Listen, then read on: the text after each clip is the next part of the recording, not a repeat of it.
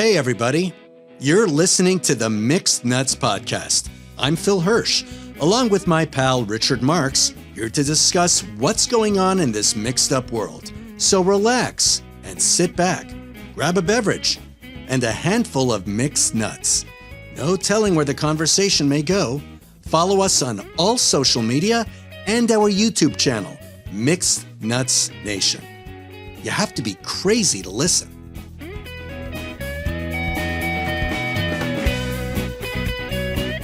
I'm Rich. And I'm Philip. Tick, tick, tick, tick, tick, tick, tick. It's like, remember 60 Exactly. Minutes? 60 minutes. Yeah. So everybody sing along now. Ready? Mm-hmm. I'm a prepper. She's a prepper. He's a prepper. Here's a prepper. Wouldn't you like to be a prepper too? Be a prepper. Don't treat Dr. Pepper. There we go. Exactly. Unless it's all you have, you know. Podcast for anyone who is absolutely clueless based on how he started is about being prepared. Mm-hmm. And being, there is a class of people in this world, in this country, that are called kind of with a pejorative preppers. Yeah. Like it's signifies like they're nut jobs or something. You're mentally off. Like you're like a doomsday, person. Yeah. And by the way, speaking of, love that show, Doomsday Preppers. Anytime I'd be traveling on the road and I'd be at a hotel where there was cable, that was the one show I'd watch because you learn so much from other people. It's so beneficial. And it doesn't necessarily have to be the end of the world to benefit from being prepared. Well, look at my bunker behind me. Need I say more? Well, I know I'm in my bunker here. I've been digging it all month long. Not easy. And it was took a hell of a job to put in a nice well, it's not a drop ceiling, but whatever. Well, the beavers are great. Damn them, they're good. Yeah, beavers. Well, they work hard, but they do. They do. But they only work for so long, and then they have to rest. Yes, they do, indeed. On the Sabbath. Where were we? This is I don't know where we're going here. Well, off the rails of the crazy it's going somewhere. Exactly. Quoting the late Ozzy Osbourne. So so just on that, well, again, getting kind of sort of back on track here. I think things going on in the world right now are really kind of like off the hook, and we, who knows where things are going to be.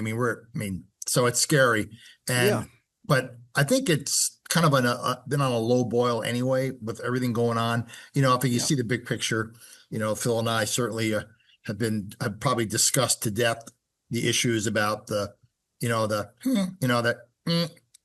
stuff. Exactly. And whether that all ties to some bigger, greater plan, well, that's up. That was the promo, as they say. Exactly. Absolutely. That was the first act. Mm-hmm. So being mindful of things, in your environment, things around you, and things that like you need to not just survive but thrive, right? So you want to think about, okay, well, one thing is very, very, very valuable, I would say, is a sense of peace of mind. So knowing that, if, like, for instance, Phil's down in Florida, you could easily have a hurricane that could knock out power. No question. Yeah. And when power goes out for an extended period, you think about, okay, it'll inconvenience me, right? I won't be able to do my normal routine. But if you don't have like food in your refrigerator, or you don't have dry goods, you don't have water, it's one thing, okay, if it's not like blazing hot outside, if you don't have electricity, if you're elderly, you don't want to be sitting in 90-degree heat. That's life-threatening. Yeah. But just the same, you need electricity to power the water systems of your community.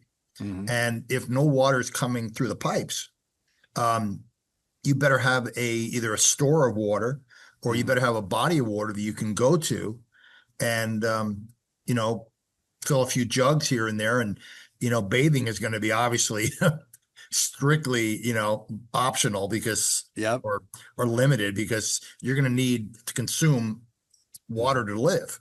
So why don't we launch in? I'm going to share some screens here, Phil, kind of like a step-by-step, all the different things, aspects that I've identified this morning of areas for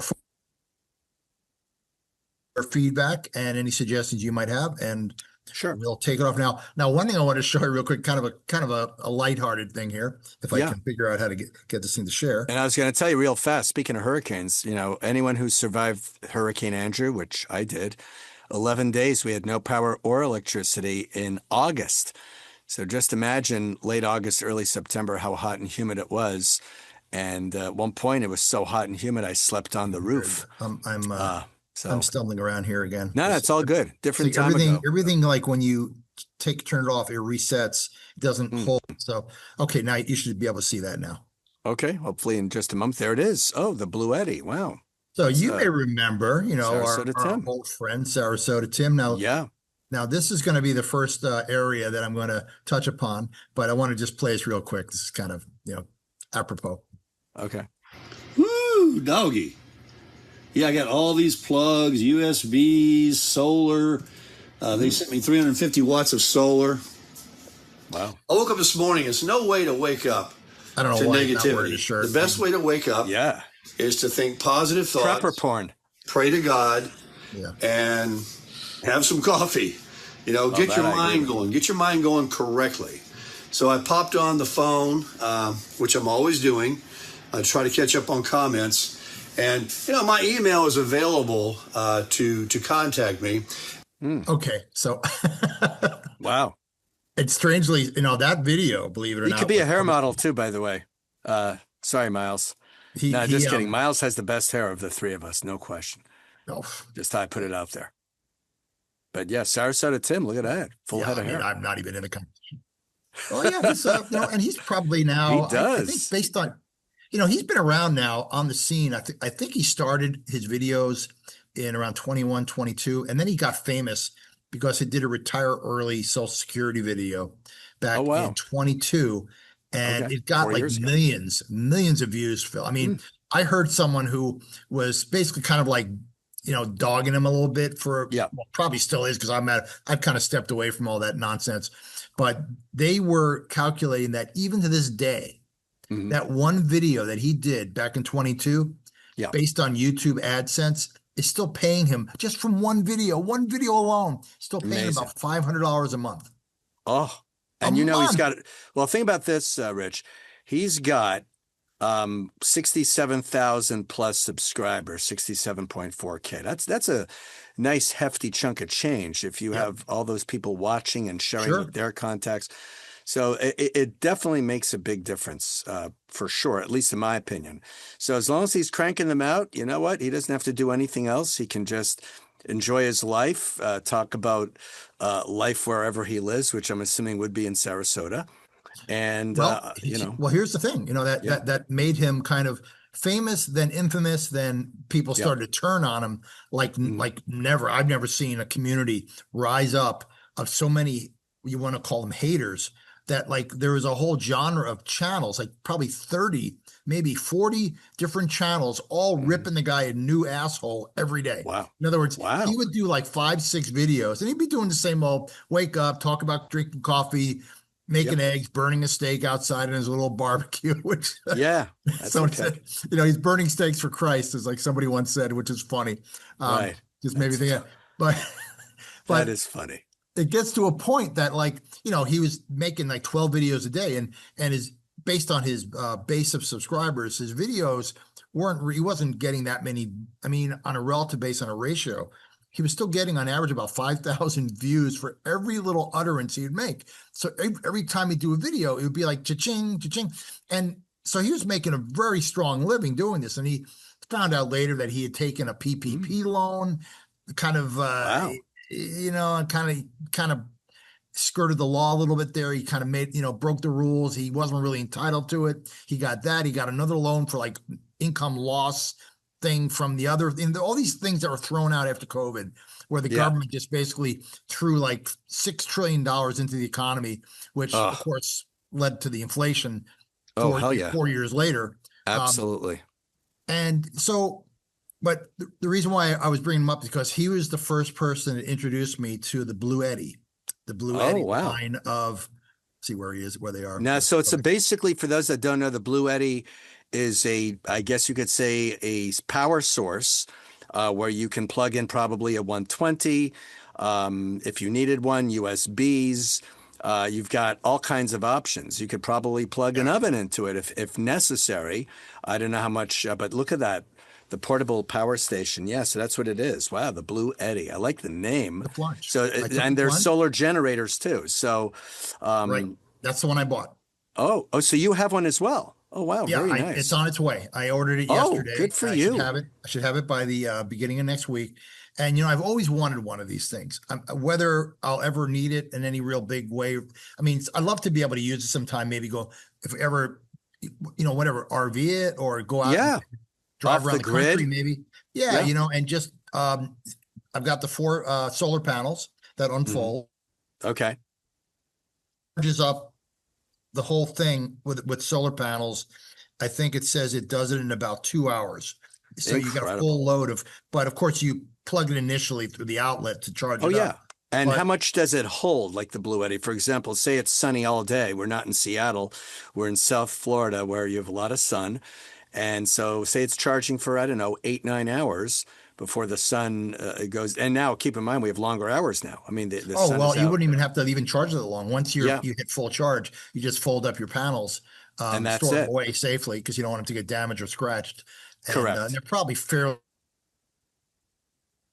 fragile too because they're made out of plastic for Oh, the most yeah, part. I would say. And yeah, and then just being able to run like a a hot plate off it or some kind of like a griddle, make coffee. Yeah. Certainly be able to charge your phone Sure. multiple times and all that good stuff. And Oh, yeah. I don't know that this is necessarily strong enough to like power like a house if you had a power failure and you had to. Well, Oh, you could do a portable air conditioner too. They have those that plug in. So Right. if it's one of those portables, that could work. A computer, absolutely. You could probably, and here's an idea for a future show. We can both be off the grid. Should I end up getting a Blue Eddy? And we can do an entire show off the grid, which would be Well, fascinating.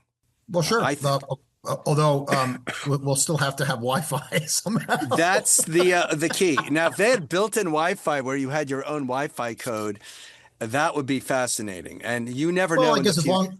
long as you have a cell phone, I guess you have Yeah. Wi-Fi. You can, And- you can use your own Wi-Fi or data plan, whatever you have. Yeah. I mean, obviously, you're going to need a massive data plan if you're going to be on for an hour doing video, no question.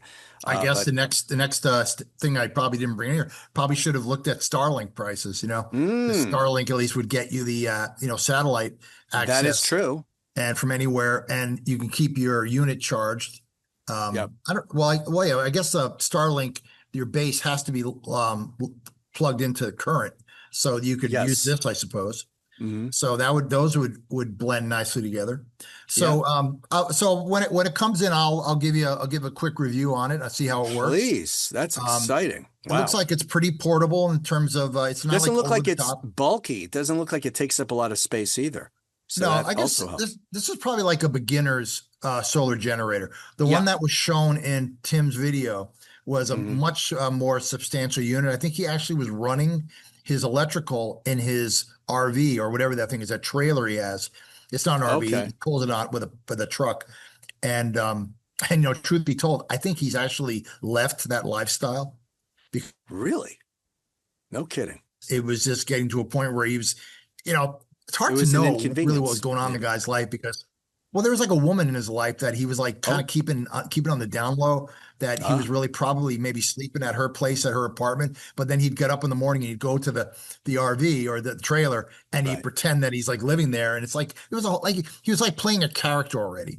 And it was very compelling because you're sitting there, a lot of people are like living vicariously through him. He's Yeah, out, of he's course. footloose and fancy free. He's got no obligations. Kids are grown. Yeah. He's traveling the country. He's going to, all the various like truck Enjoying stops. his life in the twilight of his life, Exactly. as they say. So He's going from one Buc-ee's to the next. He's loving Yeah. his Buc-ee's, Buc-ee's, love it. So it was entertaining stuff, but it's like anything. Everything has its ebbs and flows. And Right. he I think he hit his peak probably in 24. And then I think all the grief that he was getting from all the people started Got to to like him. make him like really his whole attitude changed. He was feeling very defensive, and he's fighting back. He's mentioned people by name, and Oh, it was got to wow. a point. Yeah, it was just really, it got to be a real mess. It shows what happens when you get into the public eye. I mean, you imagine how celebrities and politicians and sports figures, when they become famous, and all of a sudden, they just They get hate mail. especially if they act inappropriately. If they act like assholes, then there's a whole like legion of people that will all rise up and try to take them down. Oh, of course. They feel it's their mission in life. Well, maybe it's some sort of what do you call it, like a yin and yang kind of thing, where if you overstep, there needs to be some like universal mechanism to make you kind of step back down, stay in your lane, so to speak. Yeah. And don't become an asshole just because you're famous and you have a lot of money. But sadly, too many people don't listen to that or don't live by that credo, No, they don't. And by the way, there's another company too. I'm going to give them a free plug. I believe they're US made. It's called Generac. Oh, yes. And those are also incredibly popular. That's something I looked into. And it's something I might consider. Now, I don't know if it's subscription based or not. Like, in other words, they have to do the installation and then you pay a monthly. I'm guessing, but I could be wrong. Well, you probably can work out, because they're not cheap. No, I know that for sure. So they probably do have installment plans, more or less like you pay it off over 5 years. But those are really more for your full home protection. Correct. And also keep in mind, it's much better to have that, say, if you live rurally. If you live in, say, rural Florida, where it's more on the countryside, where you have hills and you don't have a massive population, like, say, being in a major city, then it's less of a threat. But if you live in the city and you happen to have a Generac, all of a sudden people are going to want to siphon your electricity or start making ridiculous demands on you because you're prepared and they were not. So our friend Andy Scheckman from Miles Franklin, he owns I don't know if it's a Generac, but he has a generator system, even though he's in a nice, gated community. Gated is the key word. If you live in a gated community, it's not as much of a problem. However, he's in South Florida, and when if a power outage hits the whole area, he'll be one of the few homes that'll have the lights on. So party at the Scheckman's house. Yep, exactly. Yeah. BYOB. He'll freaking hate me for saying that. Or BYOC, bring your own coins. He never watches the podcast, so yeah, he should. Look, we've given him shout outs, and obviously he took care of us, so he truly appreciate it. He sponsors a damn thing. Yeah, absolutely. Well, he's going to get an honorable mention later anyway, because it's part of the bigger picture that we're And I have a beautiful coin because of Miles Franklin, so I'm truly grateful and everything. So I like this, the Blue Eddy. It looks really nice, and the fact that it's not so bulky also helps. How heavy is it, roughly? Or I guess we'll find out. Yeah, I think it was around like 30 pounds, if I recall. I have to double check. It's got a little weight. It's good workout.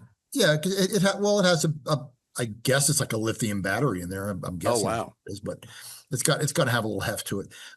So we got power covered. So let's move on to the next area, which you would probably consider almost as critical as power.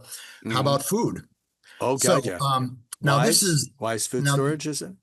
No, this one is and again, this is not a commercial or endorsement for any particular brand. This is we're just talking about theoretical. And so here is your, basically this is Patriot Supply. Now they advertise like crazy, and I've heard good things about them, heard bad things about them. The ingredients in the food isn't the greatest. It's like every worst nightmare you have walking down the aisle in the supermarket with all the ingredients, looking at the backs of boxes, backs of packages, and you read stuff. Well, sadly, a lot of this stuff has got all those same ingredients because this stuff has to last like 25 years. 25 years, yeah. And that means you're going to probably have certain chemicals in there and preservatives and think of it like an MRE. If you have an MRE, it's the same thing. The MREs were designed to last, in battle for months at a time, maybe even years at a time. But I could tell you ever had an MRE, boy, oh boy, that thing will fill you up like you wouldn't believe. Well, let's face it. If you're worried about eating these things and coming down with some disease, you're not going to have to worry, because if you don't eat anything, you're not going to live long enough to die with disease. But you know what? It's survival. Starvation and disease. I don't know. It's not known per se for its nutritional value. So, that's something you have to do. If God forbid the government decided to impose martial law, at least you have somewhere where you can go. And because calorically the food is probably, well, the number of calories are significant, I would think, for one meal, you can Yeah, I always mean, ration it too. I If think you're they with try two to, yeah. people, And let's face it, yeah. if you've got a little weight to lose, Oh, this is like a godsend for you. it is. You're killing two birds with one stone. You're not Exactly. only losing weight, but at the same time you can ration that food to Yes. boot, because if you're getting 3,000 calories out of every meal, as an example, and the MREs are known for that, you can just say, okay, I'm with two people, say you and Sue, whatever the case is. You just ration that meal. You cut it in half. You say, Sue, here's your portion, here's mine. And if you're running low, God forbid, then you have to ration it in thirds or quarters. So, you make your biggest meal for dinner, if possible, or your biggest meal for Yeah. breakfast, I would think. And then you just kind of go smaller at lunch, less at dinner. This way you don't go to bed on a massively bloated stomach where you'll start getting Well, hungry at 3 in the morning. yeah, I mean, trust me, you're going to be at best doing 2 meals a day. You're Oh, not going to yeah. be doing 3 meals, even though they actually promote that they want to do your breakfast, lunch, and dinner. I mean, honestly, if food is scarce, you have Yeah. to learn to live on less food, and your body Breakfast will and adjust. dinner. Yep. And then You you know, also do an intermittent fast. You can do that too. You can skip breakfast, go right into lunch, dinner, and then just have coffee. Have well, coffee in something the tells morning, a me, little Phil, bit of that's cheese. something tells me that's a given. Yeah, yeah, yeah. And I've done the With the intermittent. circumstances, yeah, you're gonna be doing a Oh, lot yeah. of intermittent fasting, I'm Yeah. sure. Um, You get used to it. I've done the yeah, 16-hour fast, and then, lunch, you're going to be a little hungry, okay. but, you make up for it and you're going to be okay. It depends on what you're doing that morning. But Now, if we're looking at like boxes to be checked, okay, so I have now checking the box on the portable generator, the solar uh, generator, yes, box checked. I also have a substantial amount of what you would call survival food. nice. I bought it in 3 different stages over Oh, the last 10 years. Now, don't call me crazy or laugh, but back in 2012, you remember the Mayan calendar thing where everyone thought the world was mm. going to end because the Mayan Remember calendar 08 or, said or the world was going to 2000? end? Yeah. No, it was 2012 was the Mayan calendar No, thing. that I remember too, Oh, but you mean with the Y2K, all that stuff? Y2K, I remember that. I started Yeah. buying silver. And then, of course, in '08, when Obama became president, nobody knew what was going to go down the pike. And that's when I started saying, you know what? I'm going to start prepping. And that's when I did. That was the year I started. And back in '08, when the economy looked like it was just teetering on the brink of complete collapse. Yeah. And I said, I'm going to have to create a bug out bag. There's a gentleman named Creek Stewart who has a book called How to Build a Perfect Bug Out Bag. And I bought it a long time ago. He's known as a survivalist, if you will, and a prepper. And Yeah. I've seen him featured on various shows, very incredibly well spoken. He has his own survivalist camp where Still you can alive? go for the weekend. Oh yeah, it's quite amazing. Okay. So, I started It reading about helps. that It helps along. if you're when you're a survivalist, if you're still alive. Yeah, no, he is. Kind of ruins your brand if you He die. shows you how to live out in the wilderness Okay. and how to build the perfect bug out bag, for 72 hours. Just Say, checking. Just checking.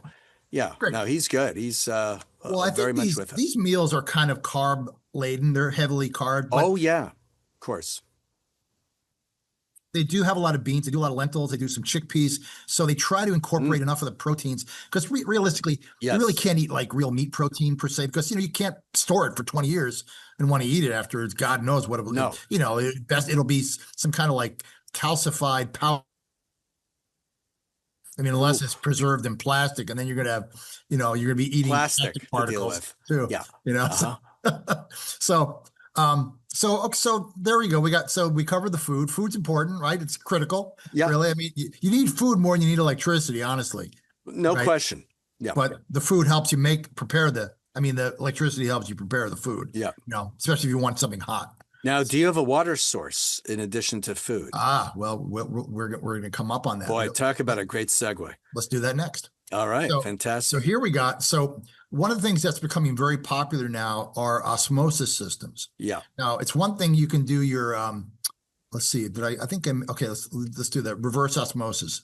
Mhm. So there's a system there. It's another $800. And Okay. that basically kind of like back engineers your water and then Mm. filters it. So you can remove all the metals and God knows like stuff that's fallen from the sky that's leaching into our, water table. Yeah. Because they're spraying us. They've been spraying us for Oh, 30, 40 years. yeah. And, I know in Florida they banned it or something. They said like somebody just the other day reinforced that you're no longer going to be able to do any kind of weather modification spraying over the state of Florida. Thank It's like, God. right. What are you going to, there's like this big, like plastic wall that goes up to outer space and blocks anything that gets sprayed in Georgia or Alabama, Mississippi, over the Gulf.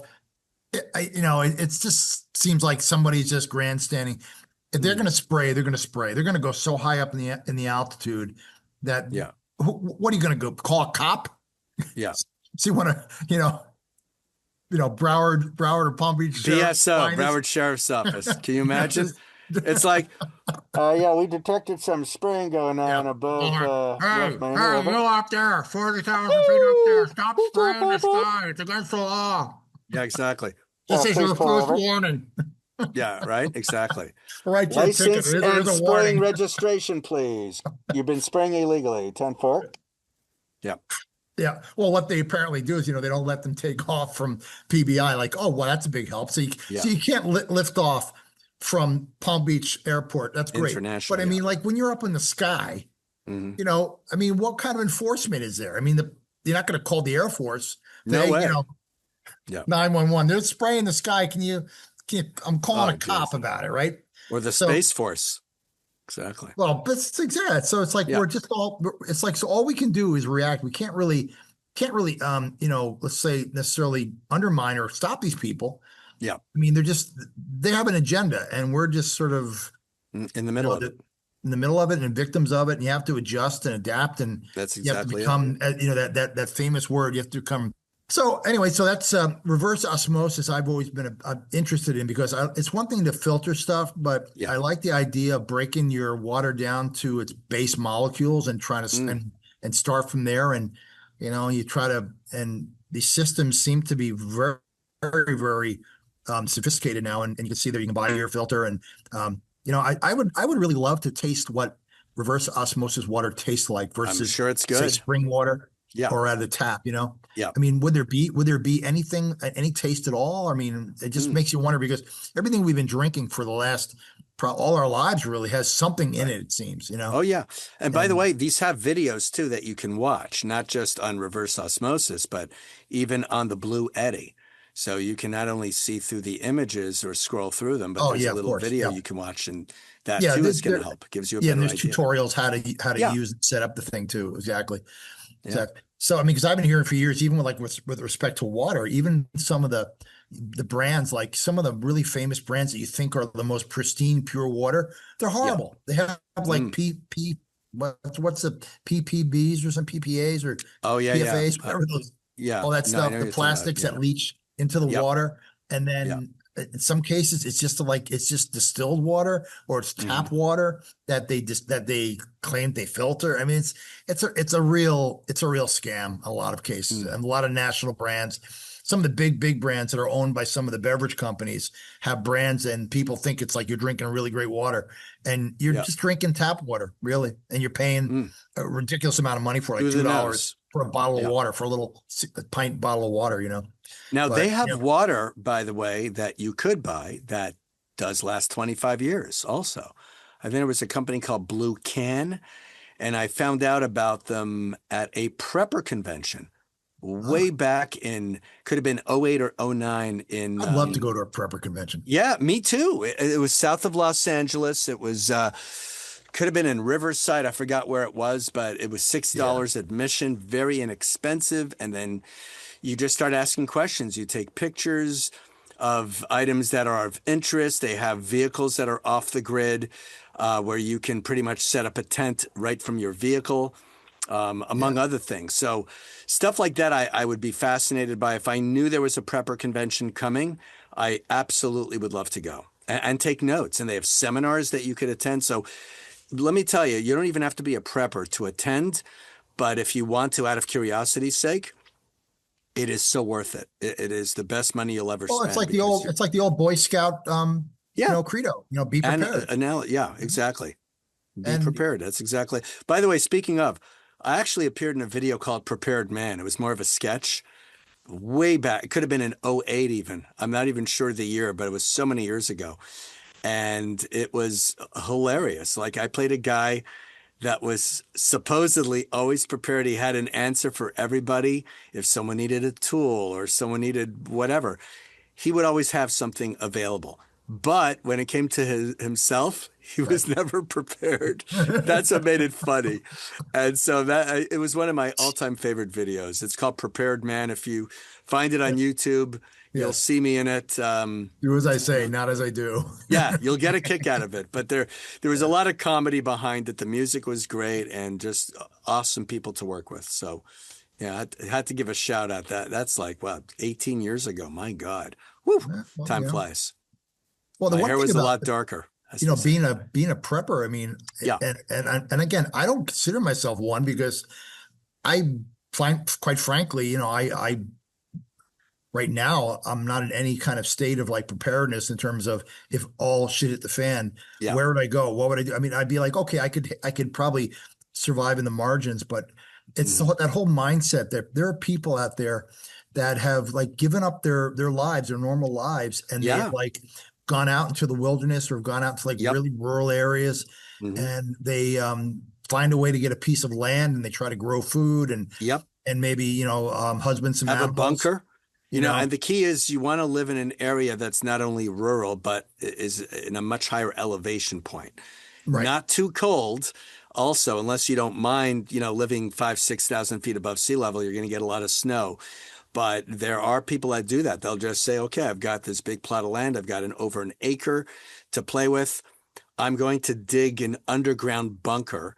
And they have this capsule or container that fits right into that hole, if you will. There are companies that do it. They charge, I'm sure, a pretty penny for it. And I've seen a lot of this, not just in movies, but documentaries, TV series. And so when that happens, you pretty much have it hidden. You put some kind of a tarp over it, you put grass over the top, but when it's time to lift, you have some kind of a trap door that's camouflaged. You lift it, you just descend beneath, and you live there as long as you have to. And you have all your food, your water, or at least you have multiple sources. That is in case your house or property is compromised, at least you're in that bunker, you're going to be okay. Well, you like to think that if you're in a remote enough area, at least you're not going to be like overrun by hordes of like inner city marauders. People, Exactly. Because desperate people will resort to desperate measures. And if the government's not acting accordingly, and they won't, they'll have their favorites who will get the food and all the supplies first. Well, they'll be looking to ransack your house for some Starbucks coffee. They'll do it.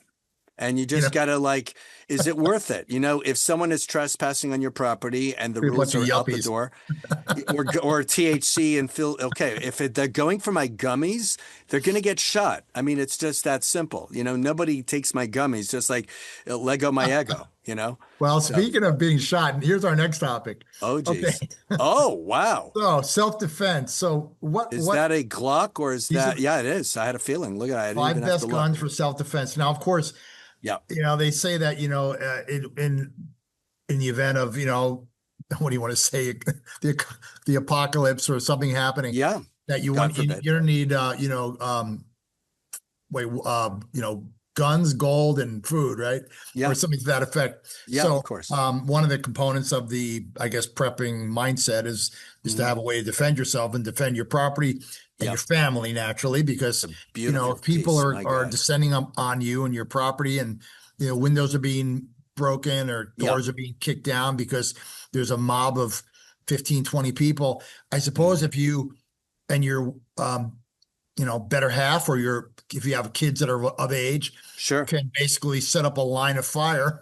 Of course. Take out as many as you can, because you like to think that maybe you'll be better armed than they will, because they'll be out there scavenging. I mean, maybe one or two might have a handgun, but if you have something that can deliver multiple rounds and send them scurrying for their lives, you won't have to kill them all, but just wing them.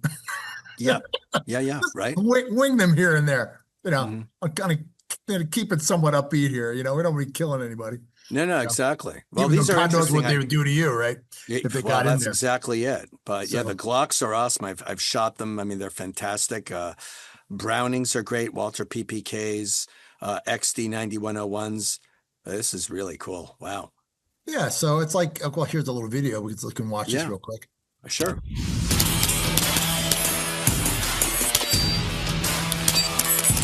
I think one thing I've also learned about people that shoot guns, you really What's have up, guys? This is Chris here, and today you need to work on your upper body because you got that Hell recoil. yeah. That recoil. Now, it's Yeah. interesting you mentioned that. If you have a real heavy gun, say like a 44 Magnum, like, Clint Eastwood did in Dirty Harry, you're not going to get as much recoil. What will happen, however, if your upper body strength is not very strong, that gun is going to lower automatically because of gravity, and the weight of that gun is so freaking heavy. But let me tell you, you will get minimal recoil. Obviously, the smaller the caliber, the greater the recoil. If you're shooting a 22 or a 25 or even a 32, you're going to feel that recoil. Some people get hit in the face. They're people who are just unprepared when they shoot a gun. You just got to be ready and make sure you have good eyesight to boot, and just be calm. It would be highly advisable that if you do purchase a gun, take classes. Yes, 100%. Get to your gun range, find a professional who can walk you through. You got to put on the front sight would be a good example. I'm whatever the sound protection. Giving a little bit of a free plug, but there is a company called Front Sight. Ignacio Piazza, I think that's his name. Mm-hmm. And years ago, a long time ago, I went to Pahrump, Nevada, where they had a course, and you're there for 3 days. It's not that expensive to stay in Pahrump. It's not like Vegas, but even Vegas hotels are not that pricey, depending on what events are in town. But Pahrump is small. It's kind of like... well, you know who the most famous citizen of Pahrump, Nevada was all those years? Oh, I should know this. And I think you told me in the past. And it's driving me nuts. I can't remember, but it's about 60 miles east of Las Vegas. It'll ring a west bell. of Vegas. I'm sorry. It'll ring a bell soon. It will. Art Bell. Art Bell. There you go. Oh, just look at that! My God. From the high country. And I had coffee this morning. Thank God too. Yeah. So Art Bell, interesting. I do remember him, but I also remember Pahrump is about 3 miles from the California state line, and in fact, it's very close to Death Valley. If you've ever driven there. So it is small. It's a small rural town, as they say. It's west of Vegas. It's a nice drive. And that's where I took that course. I learned anything and everything about gun safety. Well, plus I did military way back in the day as well, when I served in the IDF. So I guess you're not all that far from Area 51 when you're over there, right? You're not too far. You're pretty much in that same time zone, roughly. Well, Area 51 would be in New Mexico, so that was in Nevada. Oh, it was Nevada. You are right. Okay, so same time zone then. I was thinking, I don't know why I was thinking. I was thinking of the Great Continental Divide, which I've been to. I think it was a 2-hour bus ride north of Las Vegas. Oh, so yeah, you could do that in one day. That's not a problem at all. Well, people that actually worked there commuted back and forth to Area 51.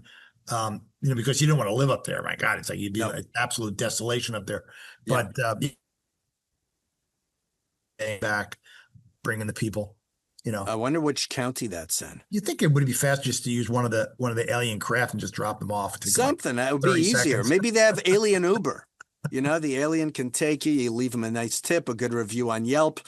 Trust me, there are a lot of aliens driving Ubers around. Oh, I'm sure, but you tell one otherwise. Can you imagine on Yelp, the alien did not probe me. We had a great conversation. He loves classic rock and walks on the beach. So yeah, it kind of worked out. So there you go. It's beautiful. Wow. Okay, let's see our other guns. We got the Glock. Oh, let's see. An Austrian-made. See if I can see in here. I'll see. 9mm. Let's see here. Oh, that was the Glock. Yeah, that's the very first one. I know they were going to show us. So if I keep scrolling, maybe we'll see. 5 best guns. Oh, they want to move on to other topics. Fungus. We don't have. Okay. Oh, that's interesting. I see. There we go. Glock 9mm. Yeah, 9mm. The Glock 19. I like that. I like that color. That's a nice. It's gorgeous. Kind of like a bronzish kind of color. Yeah, like now, desert is that plastic, tan. Is that composite? It almost looks like the magazines look like they're plastic. The magazines almost look like they could be 3D printed. Interestingly enough, might be. Yeah, and so I'm not surprised. Yeah, because you could do that. You have so many options with a 3D printer. It's an understatement. That's a good looking gun. It is. really It is. really is, and easy to conceal if you have the right kind of holster, for sure. Good with my good with my skin tone. Yeah, there you go. I know. Looks me too. I look darker Yeah, now. Sig Sauer. That's another beauty. oh yeah, here we go. Oh, the Sig Sauers are incredible. Boy, the Germans make good weapons, I gotta say. Well, I like the tooling on that on the grip. P320. You look at that grip. Oh my God. Yeah, that's very It's nice. phenomenal. Now, does that And have even- does that have a laser sight on it? It looks like it. Plus, I like the magazine release too. If you look at the very bottom, it's the same kind of grip. So It it's looks like really got one of those little it has a little laser targeting sighting. sights. Smith and Wesson. There we go. We have an American-made one, a Yep. 686. There you Wow. go, with your nice revolver. Yep. And revolvers rarely ever have an issue. I mean, if you have a Glock, well, I'm not saying on every 9mm or semi-automatic Well, that's pistol. good for that would be good for conceal. Well, I guess it's a little bit Also- maybe is it wider than the Well, 9mm? that could be by your nightstand, but sometimes a 9mm will jam. They do jam that- from time to time, but that'd be more. I'd put that more on my coffee table. I think. coffee table would work, or underneath the table, or somewhere where you have a hidden compartment and you have a magazine, and you pull a what do you call it, Death Wish, Charles Especially if Bronson. the cat's jumping up on the counter. Oh God, yeah, Whiskers. Just want to ping it. You ever see Whiskers, the AI cat? Oh my God! Oh well, there's all kinds of brilliantly AI funny. cat videos. Oh, that are- it's freaking amazing. oh, they're very funny stuff. Must see TV is this. I watch way too much of that stuff. Me too. I just laugh hysterically. Makes me laugh every time. You just have to suspend reality and just go, okay, yeah, it's all Oh, wow. nonsense. But Check out I guess the I Colt. appreciate the creativity of the people Yeah. that are using these things. They're making money on it. Good for them. It's something I may have to do in the future. The Then- Colt, I love that Colt, by the way. That is beautiful. Oh, this baby? Yeah. Oh, no, not yeah, this the Colt 45. Oh, that one, yeah. Yeah.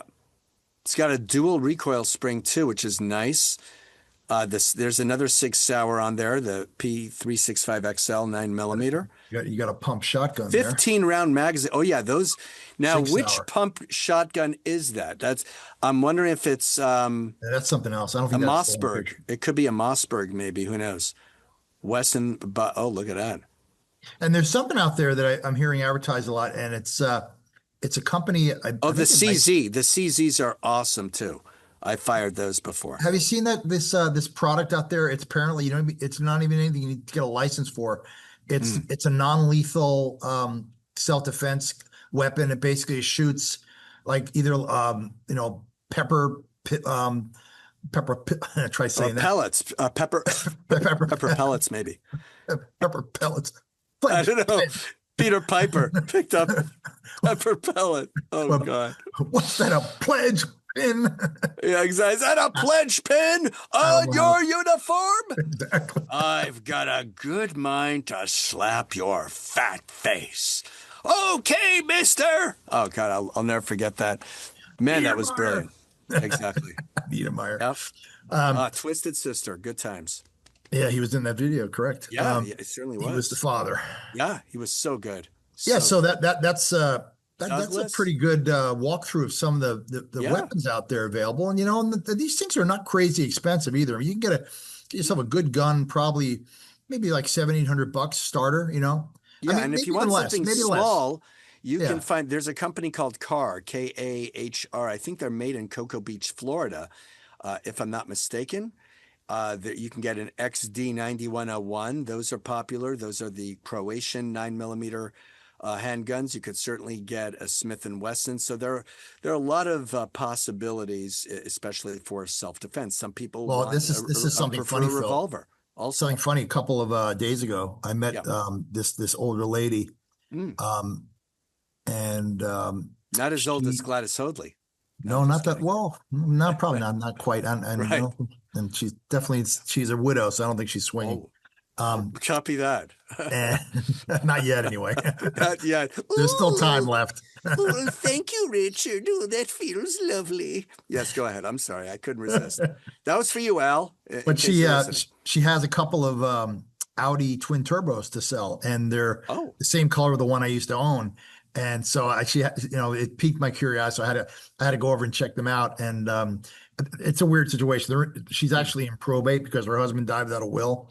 Oh, So she can't part with any of the possessions yet. They have to settle the estate, and then she'll be then able, because it's all part of the estate. Let me cars. tell you, Rich, I'm getting this done as we speak on Monday, and it's something that's been a long time coming. I have to get it done.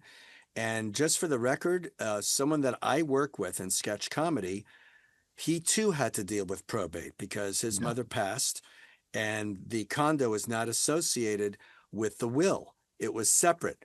And the process takes about 9 months, and it is a pain, and it's very expensive. So you're not going to get that money right away if you go through probate. Your best bet is to hopefully not go through probate and have everything that needs to be taken care of ASAP, as they say. So here's the thing that was kind of funny. So in the conversation, we're talking about the car, and she has to put a battery in the thing before I can test drive it.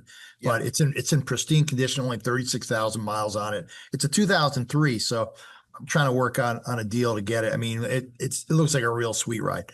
Wow. But she happens to mention to me, oh, and also if you're interested, I have a whole collection of firearms. My husband was a huge collector, so she has all these like German Rugers and stuff. Oh, wow. And I mean, again, I don't own any guns, and I'm thinking, well, I'm not really into firearms, but maybe I should be. I mean, at least get one. But she apparently has a bunch of like collectors guns and stuff. And oh, wow. My sense was that she just wanted to just get rid of it all. Like what she was looking for the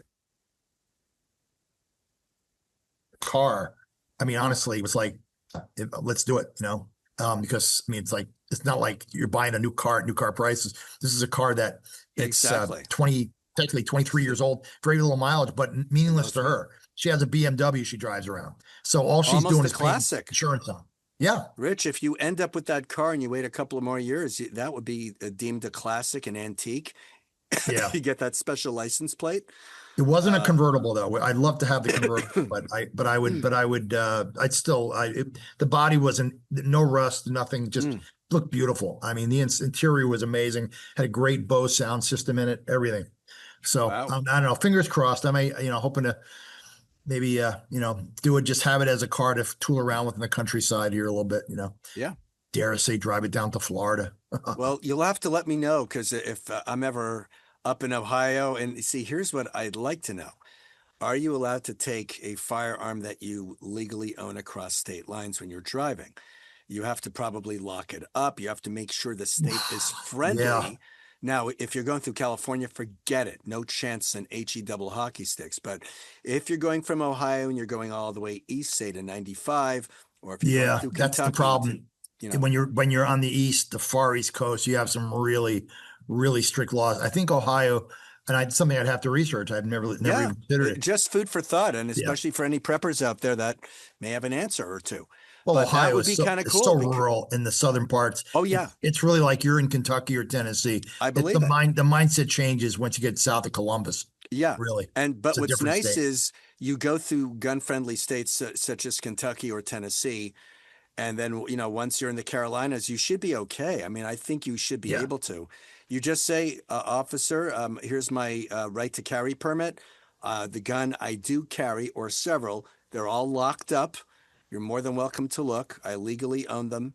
And I'm a dealer or a distributor, or I have a buddy of mine who's looking to buy, that sort of thing. So, yeah, there are ways around that. But obviously, if you're going to drive through the Northeast, don't even consider it. It's so not worth it. It just Jersey and New York are both they're basically confiscation and in jail if you're caught with a gun in your car. Yep. And I think there's only the most limited circumstances where you can carry or have in the glove box, whatever, or even on your person. There's very limited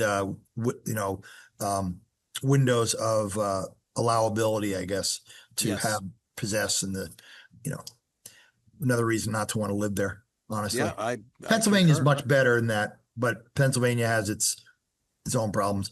Yeah. Okay, so we addressed we've addressed power, we've addressed food, we've addressed water, we've addressed weapons. Yeah. So let's talk about a medium of exchange. So this gets us back to our friends at Miles Franklin. Yes. Now, so those that are if you accept the fact that shit hits the fan. Yeah. Let's say electricity goes out. Okay, there go your credit cards. There go your cash apps, your Venmos. your Bitcoin PayPal is Bitcoin. unaccessible. Yep. Your stock accounts, all your trading accounts, Yep. they're not there because the whole system's down. Yep. So you're going down the road on your bicycle, or if your car, maybe you have an electric car, so you're able to, maybe you're the smart one having the electric car, Yeah. and you can drive and you go to the farm and the farmer's there and he's got some freshly slaughtered meat that he's packaged up to sell to the people that will be arriving because they know Farm that's what to he plate. does. From farm to plate, as they call it. And so now, how are you going to pay for that? Do you have something you can barter? Yes. Do you have something of value that he would need? Mhm. Maybe, if you don't, you're going to need some means or method of payment, right? Yep. So if you walk in there and you have a handful of, say, silver quarters, 90% silver quarters, Yep. he's going to see that, okay, that is something that I know is valuable, it's tangible, that he'll be able to use when he needs to buy, say, something from someone that might have something that help him run his farm, help him buy feed for his animals from somebody that might have a store of that stuff. And then everybody can kind of have an understanding that, this is still money and this has a value, that it's maintained, or now the value's probably gone up exponentially. It's one of the few, methods of payment that anybody will accept, right? Yeah. So a place like a precious metal dealer like Miles Franklin, now, of course, they sell gold in some of the larger denominations. You can buy, 10-ounce bars, 1-ounce coins and bars, but they also specialize in selling junk silver. And that's basically constitutional money pre-1965. I guess is it 65 or 60, whatever. 64 is 90%, but if you have earlier. JFKs, they're silver plated JFKs from 65 to 69. Yeah, those are 40. Those are 40%. Yeah. Correct. But anything that's 64 and under, 90% pure silver. Right. So you would want to be possessing quarters and dimes. Yep. And who knows what they'll be and worth. half dollars as well. well. Yeah. The JFKs and the Benjamin Franklins. Right. Yeah, for sure. So so anybody that would, obviously be of that mindset would know that's something of value that they'll accept as payment.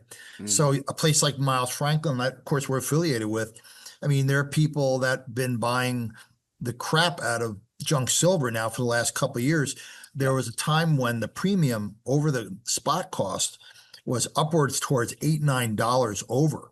Now, this is when silver was probably around $25 to $30 a spot. Well, now, of course, people that won't see this on the screen because we'll be hearing this right now, silver's crossing the tape here at roughly $86 an ounce spot. So now, of course, it's a little bit tougher to buy a good bag full. So, but at the moment, I know right now Andy's doing these for $1.50 under spot. Wow. So again, the time to buy this stuff was 3-4 years ago when it was dirt cheap and the spot price was low. And even with those really high premiums, you were all in for around $28-29. Sadly now, even if you're buying it with $1.50 back of spot, as they say, you're still paying like $83.50 or $84.50, whatever it is, $1.50 less than spot, which is okay. It's $85 going across on the tape. So, but just the same, you don't have to buy thousands of dollars face value. If you even just bought $100 face value, that would be a good peace of mind knowing you have a bag of quarters that worst comes to worst, shit hits the fan. You've got something that you can use as money, right? Absolutely. I mean, you could offer your labor, you could offer one of your kids, you could offer a car, but you don't want to go there until you have to. No, you don't. You don't want to do like back in the 1800s where, here, let me give you you're my on Epstein son. Island, you offer one of your kids, right? Oh, well, they used to do that. There were parents that could not afford to have their children, and they gave up their children to work on a farm. And that's how life used to be, or work in a factory for 11 cents an hour or whatever Medieval it was, times. probably less than that even. And then, of course, you had the Triangle Fire, the infamous Triangle Fire in 1911, and labor laws changed. And and I know my grandmother, God rest her soul, and my grandfather, my mother's parents, they both worked in the garment industry. Yeah, I think it was down. Was that down near Bleecker Street? I think all the way down. It was in the Village, in the lower east side. Yeah. Interesting. Or Village. There's a lower part of Manhattan. And by the way, there was also an apartment complex that housed all of the factory employees. So they'd stay in that apartment. Then there was a bus that would take them to the factory. They'd work, they'd clock out. Yep. They had a pretty good life. They made quality products for Americans to buy, or people who are not here, foreigners, for example, visiting. So Well, that was where the term sweatshop. Those were called sweatshops. Yep. Back then. Now, my grandparents thankfully did not work in a sweatshop. They actually worked, and they had, decent union wages and benefits and everything. But that's post Triangle Fire of 1911. Are there still sweatshops? Yes, of course. Yep. Sadly, they should be abolished like slavery, because it is a form of slavery. And Well, I can tell you for certain, you Phil, told that me. I as remember of the story. 1984, Yeah. when I was in the office products industry, one of the companies that I represented was a Chinese guy. His name was Francis Ng. Wow. NG was his last name, Ng. Ing. And he lived in Tenafly, New Jersey, and he lived in a nice area. But Yeah. we would meet at his little office down there in the lower part of Manhattan. I think it might have been on Mott Street or somewhere around there in the old Little Italy neighborhood. And we used to eat at a really authentic Chinese restaurant where they'd bring around the carts with the little tins on them. Let me get a quick cup of coffee, sip of coffee. Sure, go for it. And All right. so we'd walk, down the block across the street Interblend. and walk to his little place. And we'd sit down at his table and he would bring out his checkbook to pay us. It was so low rent. We were just starting out. My dad, it was like one of my first job really out of college. It was such a horror show. But through one of the doors, you just walked in there because he wasn't even bashful about it. He opened it. He wanted to show us his side business. And his side business, he was basically sewing like children's clothes. And he had 30 little Chinese women, all sitting at sewing machines. And it was in this little room, they're all crammed in there. And it was just louder than all hell because all the machines were going. And a lot of them were foot pumped. They weren't even electronic. They were they're pumping with their feet. Yeah. And it's and I'm saying this is 1984. And even at that later point, it was, and God knows if any of these people were here legally. I mean, this is unlikely. Yeah. Under the table kind of business. Of course, because first of all, they paid a fortune to come to the U.S. and whoever sponsored them said, okay, you're going to be my slave. You're going to be working, making these clothes. Look, not everything I have is U.S. made, but I will say majority of the clothes that I do own are. And I try to find out how they were made. A lot of them, if they're union made, they're going to be, the workers are going to be treated a lot better. And there are places, there's actually a website where you could find out where the cotton was grown, where the shirt was made, which state. So you actually have sources, and that does make a difference. But keep in mind, in 1984, I would say the percentage of clothes that were made in the U.S. was probably close to 70%, which is a staggering figure. And so you could have been blindfolded. I could have dropped you off at Jordan Marsh or Jefferson Ward or Zare, whatever was still available back in the day. And I could spin you around like a record baby. And then all of a sudden you can just put your hands in different bins, and more than likely you would find something that's US made. Today, nearly impossible. I think 2% of clothes are made here. Right. So the only way to find American made clothes, I have to say that you have to go online. Or you have to buy it secondhand. And I have found American-made clothing online, thank God. Have you seen those funny videos showing the Chinese women in the warehouses, and they're all screaming, 50 cents, 100 shirt, 50 cents, bye-bye, and these big, they're funny, and they're so, the numbers or the math doesn't add up, but it's like these Chinese women with these big marker and this big bundle, ready for shipment, and they show the destination, going to Kenya, going to somewhere in the Middle East, and it says, and you write with this big like graffiti marker, $50. She write on the thing, and it's 100 pieces, $50. You call us, you call me right now. And it's just a whole series of these videos. I mean, and they pull out the shirts to show, golf shirt, all sizes, all color. 50 cents, 50 cents, 50 cents, 100 pieces, $50. Rich, just know that there was a time in New York where if you walked on the sidewalk, you probably get run over by a clothing rack. Yeah. Because all the clothes that were made there, they were I think New York City was in the top 4 of American manufacturing. I think it was New York, it was Yep. London, Paris, Montreal, Well, I used if to I'm not walk through the mistaken. garment district all the Yeah, time. a You hundred know. percent. It was a different era ago where so many Americans worked in that industry, Yep. including my grandparents until they retired. But if my grandparents were alive today and they saw what became of American manufacturing for clothes, they'd be rolling in their graves. Well, I think the Sadly. original Ben's Deli, Ben's that's down in Ben's Best. Florida. I was the voice of Jackie Mason for Ben's Best for their on-hold messaging. Thank you for calling Ben's Best. We have such incredible food. You can plots, whatever the case is. So be patient. We'll be right with you. I promise. And that's how it was. I mean, I recorded that mostly in Florida. I think I did a few in California when I lived there remotely. But Was that for Ben's the Best deli, though? Deli. Is that the deli? Yeah, there was a Ben's Best Deli in Manhattan way back in, God, 90s, 2000s, maybe. Well, that's what I'm saying. The Ben's Yeah. that I used to go to was right in the garment district there. And I wonder if it's the nothing same like one. on a cold day to sit down and have a nice big bowl of split pea soup and Oh. bring in the pickles and Mm. Hot pastrami sandwich on rye. Or Reuben. couldn't have the soup and a sandwich. It's the soup, a bowl of it was so huge, and they Because give you I like would the do bread half and the and half. pickles and oh my I God. do half a sandwich and then a bowl of soup. That's what, or you do one big bowl of soup.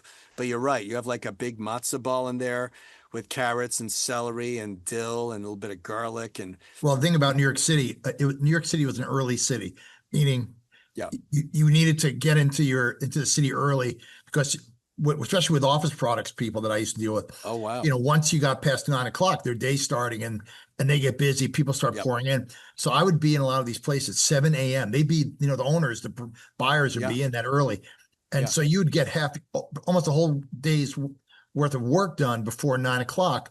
So I would Incredible. find myself, okay, now it's lunchtime, and I'd go to Ben's.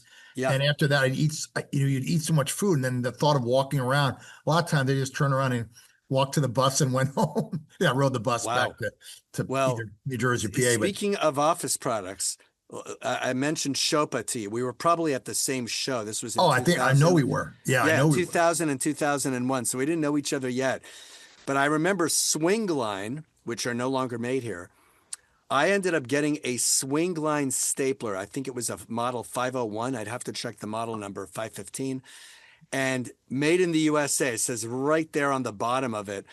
And it's turning a little bit on the yellowish side, because plastic desiccates, it gets old.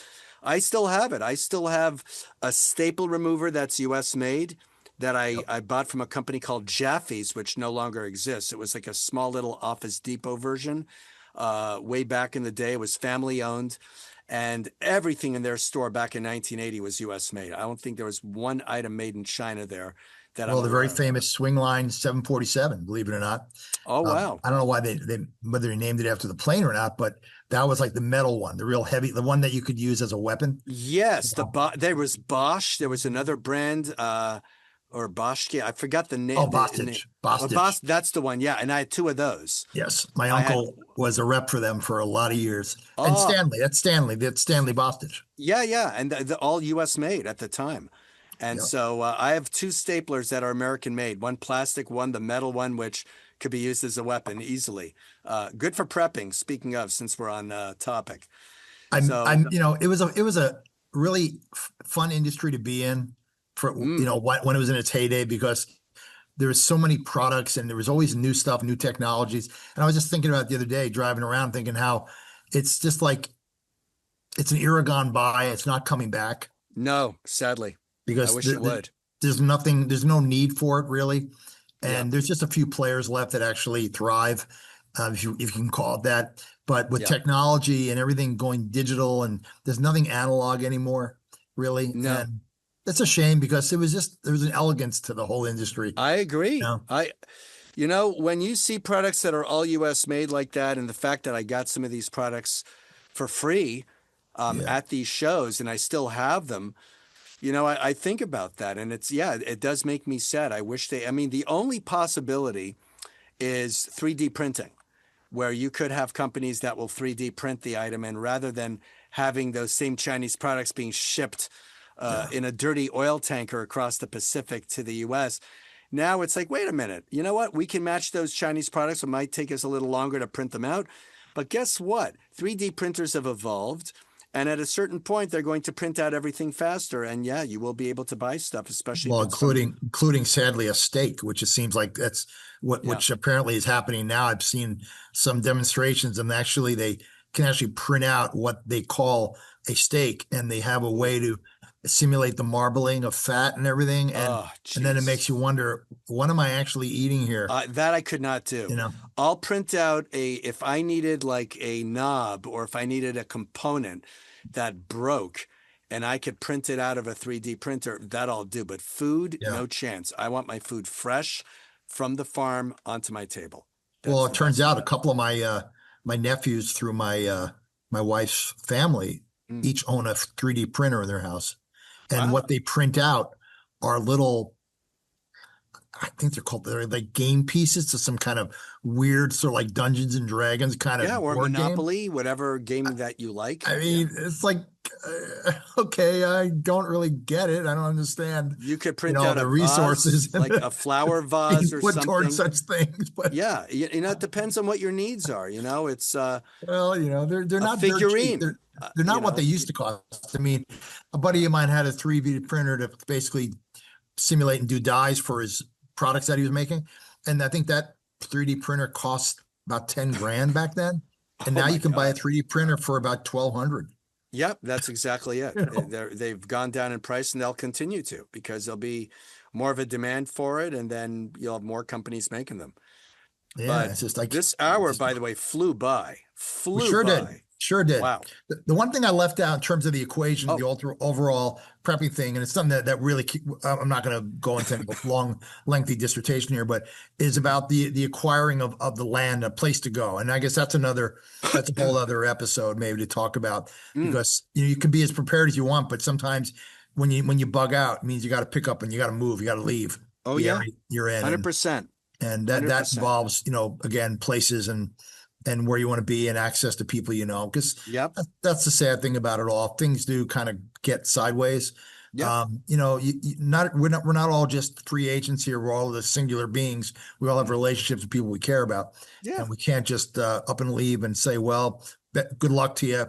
Hope you make it, and see you down the road somewhere. I don't know. Yeah, it's a very isolating life, if that's the case. Yeah, so it's kind of dystopian, and who knows, if it's thrust upon us, we'll have to do the best we can, but God knows. You know what? If it's thrust upon you, the best advice I can say is live in a community with like-minded people who you get along with, who you're not going to have issues with.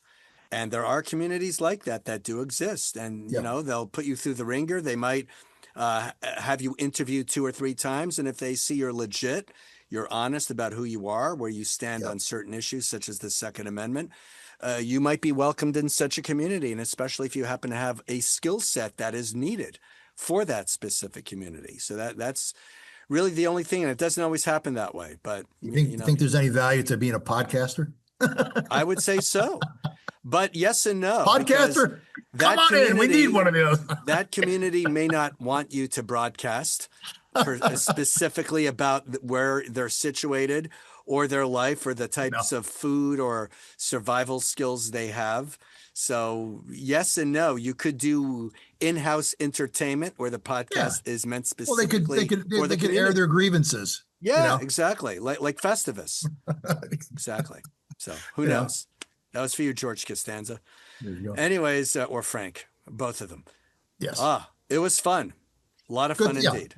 Yeah, I think we covered a lot of stuff. I hope it was informative. And touching back on Andy, milesfranklin.com /mixed-nuts is how you get to the landing page and how you help us support our show a little bit. But that's, just throwing it out there. They're always out there. I mean, we don't, necessarily set the world on fire, but no pun intended there. No forecasting there. Yeah, exactly. And also Hunter's Blend coffee, which is absolutely delicious. Yep. So and if you have a generator, you'll be able to get hot water to make coffee with it. Absolutely. Yep. And if you need pillows and blankets and mattress toppers, there's My Pillow at mypillow.com /nuts. Yeah, there you go. So that's perfect. Got them all in. Look at that. We did it. We did. Absolutely. Okay, Phil. Hey, great show. Yes, it was. Appreciate you spending the time, and Absolutely. everybody have a wonderful, rest of your week, month, Yes. whatever the case may be. And we'll see you next week. Same bad time. Hunter's Blend Coffee, premium coffee for freedom-loving Americans. Many coffee importers view the world very differently than you do and would support lobbyists that fight against the Second Amendment, hunting, and our God-given freedoms. No matter where you buy your coffee or who roasts it, someone had to import the green coffee beans. Well, we are the coffee buyer, importer, and roaster. So from the farmer to your mug, you can feel confident that your morning coffee has been safely in the hands of patriots. Hunter's Blend Coffee.